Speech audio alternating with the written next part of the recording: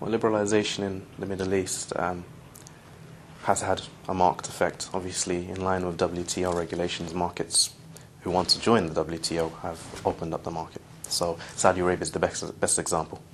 In August 2004, Mobily, which is the Ittihad Salat Consortium, won the second license. Upon launching in May 2005, it took them a matter of months to have over 1 million subscribers. So you can see the effect there. And the markets are opening up now in order to gain this sort of subscription growth. But Saudi Arabia is the best example. It was rapid, and demand was there. It just wasn't being fulfilled. An operator comes along, market explodes. So it can happen. It's just which markets are going to open up. So the most significant license awards in the Middle East of late. In Saudi Arabia, the third license was won by MTC for a huge $6.11 billion US. It's the highest per population license fee in history, mobile telecommunications, overtaking Vodafone UK's 3G bid. It's indicative of the demand for the last few licenses in the region, basically, that someone was willing to pay that much money. And very recently, in August 2007, 3 new licenses were awarded in Iraq, which were won by Telecoms, Asiacell of Iraq, and MTC.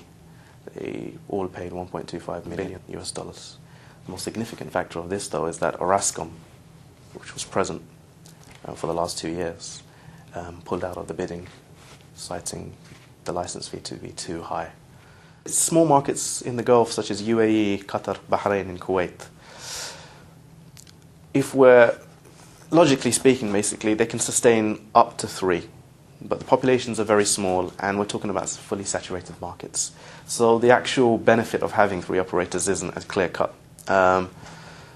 In Europe, it was different. Populations are still quite large in these countries. While UAE, you've got pretty set small populations, and Bahrain, for example, has been considering a third operator, while insiders in the country are saying we can't have a third operator, maybe MVNOs, but a third operator, fully fledged operator, won't work. We're over 100%. There's probably around 800,000 people in the country. Where are they going to fit in? Kuwait is the same issue. They are licensing the third operator, though. What it's going to do to the market, we can't be sure, but Informa's not forecasting it to have a significant impact on the market. If it takes a market share, maybe they'll be able to get some incremental revenue growth because ARPUs are relatively high in these countries. In Kuwait, Qatar, Bahrain, and so on. Incomes are higher, they spend more money on the phone. So the ability to get some high ARPU in itself is of benefit, but subscription growth we can't see actually taking place for these new operators.